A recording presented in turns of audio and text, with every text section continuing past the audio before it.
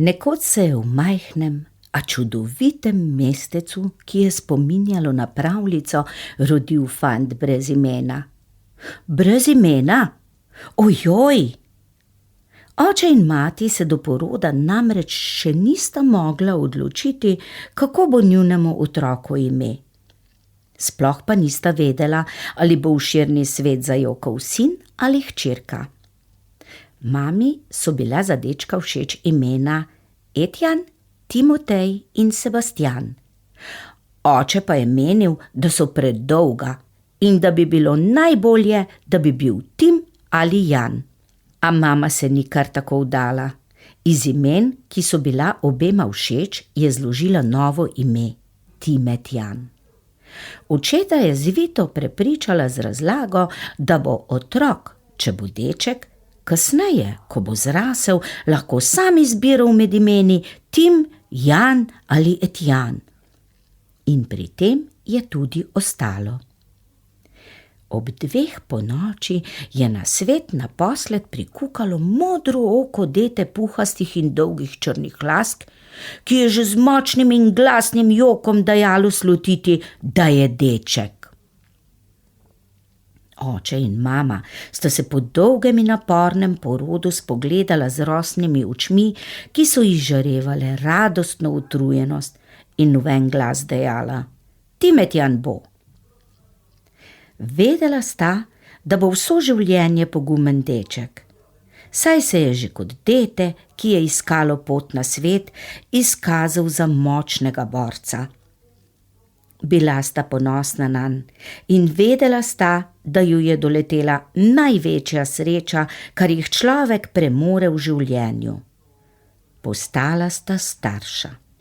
Marsikdaj je bilo ponoči zelo hudo, ko je malega Timetjana tako močno zvijalo, da je neutolažljivo jokal. Sprva se je prebujal vsako uro, čez nekaj mesecev pa je bilo nočnih prebujanj čedalje manj. Dovolj je bilo že, da mu je mamica stisnila roko ter zašepetala: Rada te imam. In Timetjan je zaspal. Če še ne veste, to je čudežni stavek, ob katerem se vsak razneži, ne glede na to, koliko je star. Timetjanov nasmeh se je najbolj razširil takrat, ko je zagledal plišasto štorkljo, ki jo je ob rojstvu dobil v dar.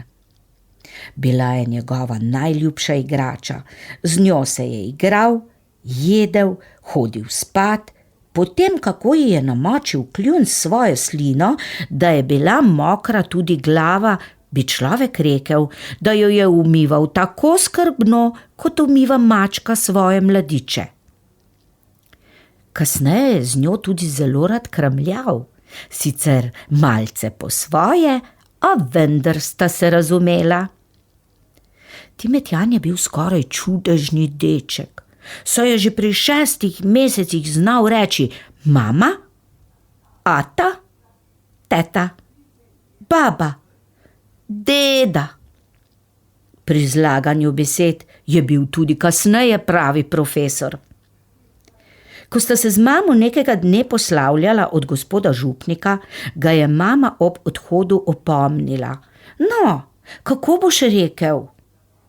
Timetjan je nagajivo pogledal župnika in izstrelil kot iz topa: Nasvidenje, pa priden bodi. Nemalokrat je mamo spravil v veliko zadrego, znal pa se je tudi pošaliti.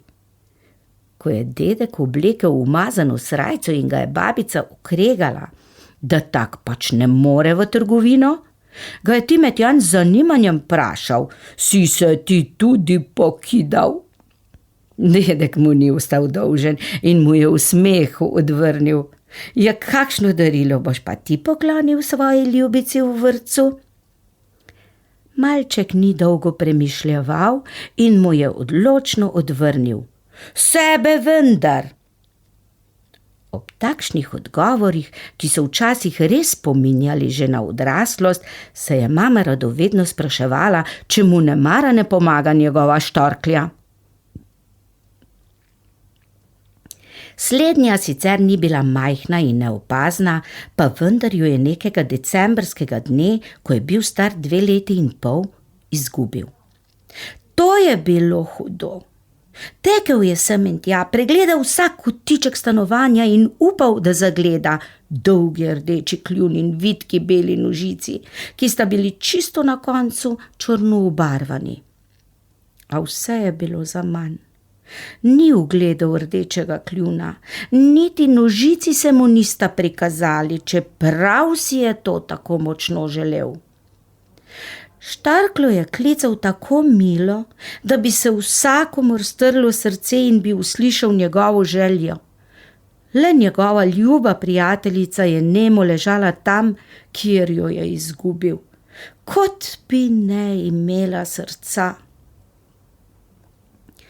Timetjan je v žalosti zajokal.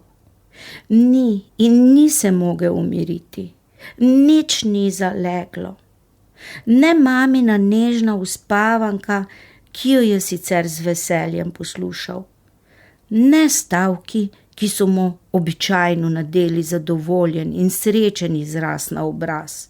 Rada te imam od zemlje do vesolja in nazaj. Ti si moj sonček, moje zlato, moj mišek, moja zvezdica, moja lunica. Hlepal je tako močno, da se je tresel po celem telescu, kot bi bil bolan in imel visoko vročino. Mami je bilo težko. Razmišljala je in razmišljala, kako bi svojemu sinčku odvzela hudo bolečino. Znova je poskusila.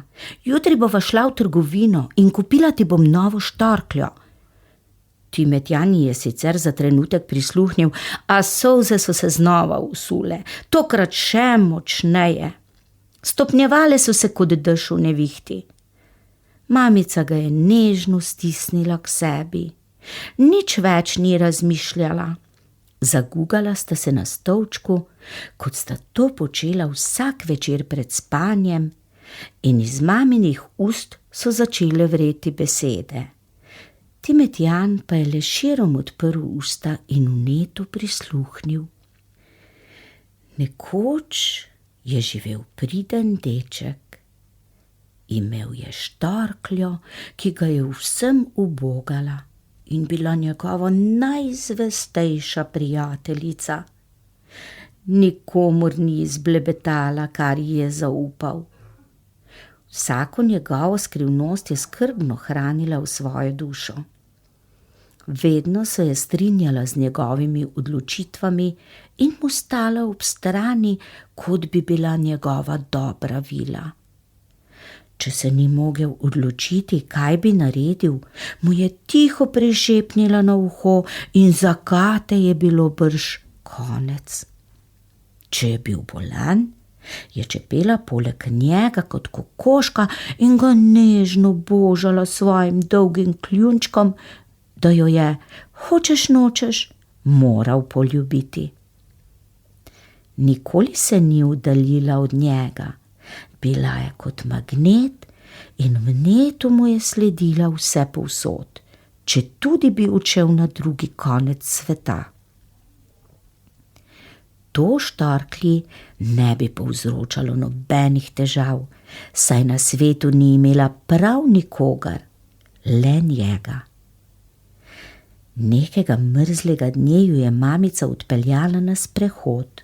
Kot ponavadi je fant štorkljo posadil globoko v svoj nahrbtnik, da je ne bi zeblo, vendar ji je glavo pustil zunaj, da si bo lahko ogledovala lepote pravljičnega mesta, v katerem sta živela. Ob vrnitvi domov je fantkov žalostni pogled uzrl prazen nahrbtnik. Mama, kje je moja štorklja? Mama mu je z umirjenim glasom odgovorila. Tvoja štorklja je zelo pametna in dobra po srcu. Najbrž je ugotovila, da marsikateri otrok v našem mestu potrebuje zaupnega prijatelja. Sploh sedaj, ko je mesec december Najlepši mesec v letu za vse otroke sveta. Misliš, da me je zapustila in se ne bo vrnila? Je nekoliko mirneje, a še vedno hlipaje vprašal deček.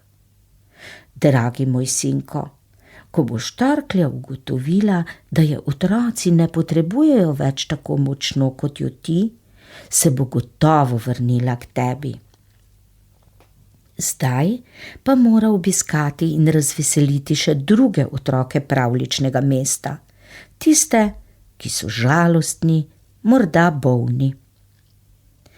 Timetjan je še komaj sledil maminim besedam, a si prepričana? Je še uspel zamrmljati in že so mu utrujene veke zdrsnile in potonile njegov angelski obraz v globok spanec. Mama ga je tiho položila v njegovo posteljo, nad katero je visela slika angela. Ob pogledu nanjo je razmišljala, kaj bo prinesel naslednji dan. Ko se je Timetjan prebujal, je ob sebi podzavestno iskal štorkljo, kot je to počel sleherno jutro. Bolj jo je iskal, bolj se mu je vračal spomin. Kot slika s televizijskega ekrana se mu je pred očmi zavrtela mamina pravljica. Odkobacal se je iz postelje ter pospešil svoj kratek korak proti kuhinji, kjer mu je mamica že pripravljala slasten zajtrk in pričakovala njegove zvedave, modre oči, iz katerih je kukala radovednost. Mami, misliš, da se bo štorklja čisto zares vrnila k meni? Mama ga je dvignila v naročje, ga globoko pogledala v oči in dejala: vsaka stvar se na svetu zgodi z razlogom. Če imaš štorkljo resnično rad, no, vsaj od zemlje pa do zvezd, potem ji boš gotovo dovolil, da usrečuje še druge otroke. Jaz pa vem, da si čudovit fant, ki ima poleg sebe rad same prijazne in nasmejane obraze. Timetjan se je za hipec zamislil, stisnil mamo okoli vratu in ji nežno zašepetal v uho. Prav, ampak uspavanke mi pa še vedno nisi povedala.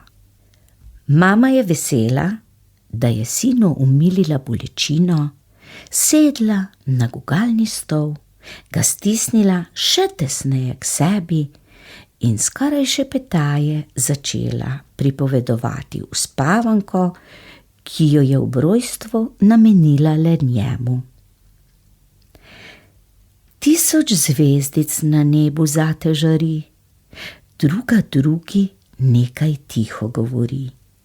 Njih pogled sočuten je in nežen, dotik srca topel, a le bežen.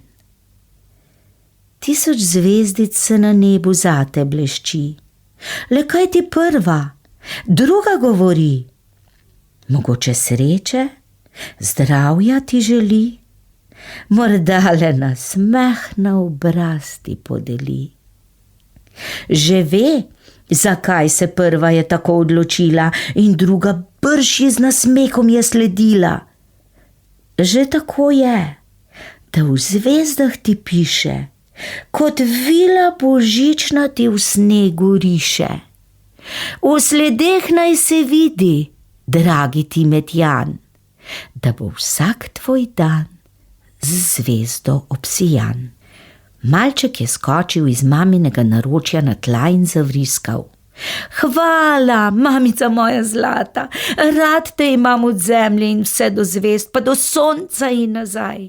Saj si moja zvezdica, moja lunica, moj bombonček, bolj te imam rad, kot ti mene.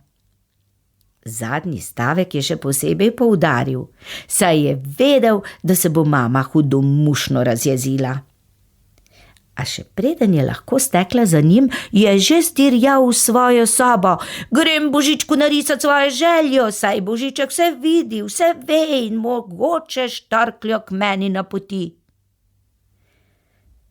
Ali se je štorklja vrnila v Timetjanov objem? To vesta le on in Božiček.